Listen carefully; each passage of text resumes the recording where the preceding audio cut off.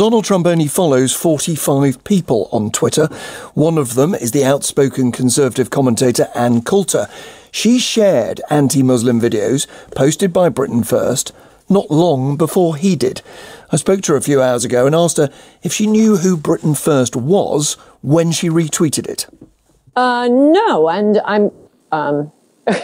I guess I could just answer no, but I don't think it really matters. It's a video. No, that's not how Twitter works, no. Well, it is. I when I retweet anything, click on the picture of the person and just look at their description and check them out.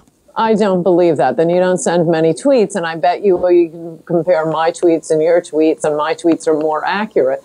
Do you think the president should care? Do you think the president should care whose tweets he is retweeting? Well, as I subtly alluded to in my last answer, these allegedly established news organizations are quite famous for making outrageous claims. So, no, and especially not when it's a video. A video is a video. Let's check your facts on this. You retweeted something that you said involved You don't need to. It's a video. You do need to, because you said it was a migrant, and the Dutch Public Prosecution Service have said of the video of this particular attack that this individual was born and raised in the Netherlands and was not a migrant. Therefore, it was inaccurate, was what I think you call fake news. No, I don't think I did call it fake news. No, I'm calling it fake news. I'm using your phrase. It is fake news. This person was not a migrant.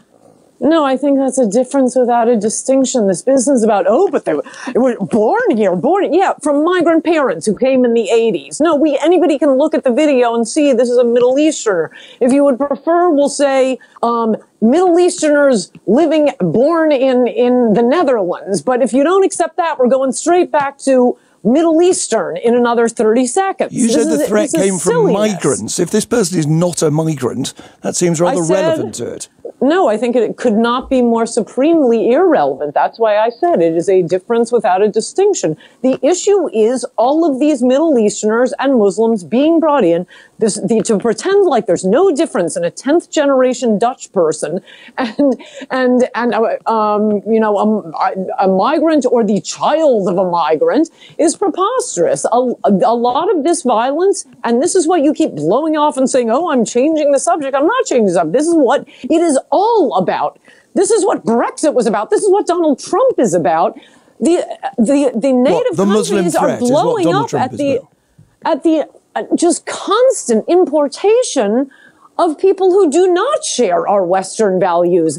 That's the point at issue. And to say, he was brought in by migrants last year. This is not, Hans or Von or whatever the name is from Amsterdam. So you're making sweeping generalizations about different issues.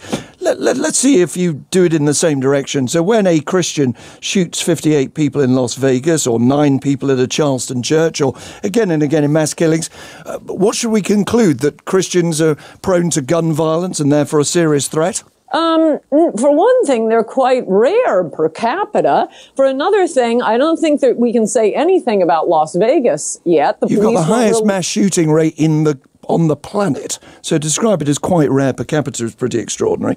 Do you believe that the United States would be safer if there were no Muslims in it? No, I just think we need both us and Western Europe.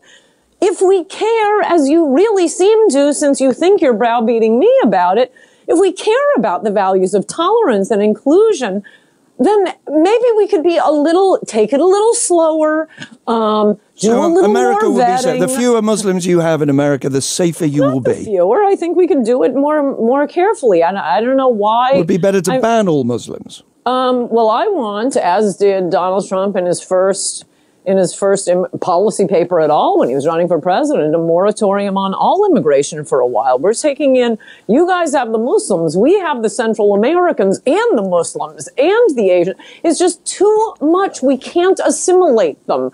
We can't, they're breaking the welfare system. It is hurting the poorest Americans. I'll leave the British to have their own arguments, but it is hurting America right now, and it's not good for the immigrants either. Final question.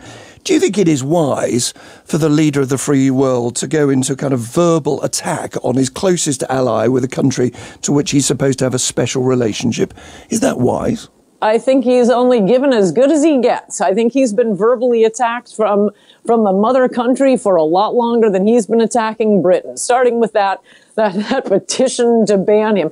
Oh, and I have a tip. Hold on, we're talking about him tweeting the Prime Minister of the United Kingdom. Don't change the subject. And Coulter, answer the question. We're not talking about him having... Okay, you answer the question. I have a little tip for you. You need to spend a little time on Twitter and figure out that people are retweeting videos, are not researching the bios of the people who have sent the video. The video is the video. It's not a faked video. No, but indeed the claim made about it is fake. Let me put it to you again. No, the president... not. Migrant versus... Nobody cares about migrant versus child of migrant. He's not a 10th generation Dutchman. He's beating up a 10th generation Dutchman. The president attacked not Britain, not his critics in Britain. He attacked the Prime Minister of a close ally. I ask you again, is it sensible for the leader of the free world in what is the middle of the night UK time to attack a close personal ally? Yeah, after she's attacked him, sure. And Coulter, thank you.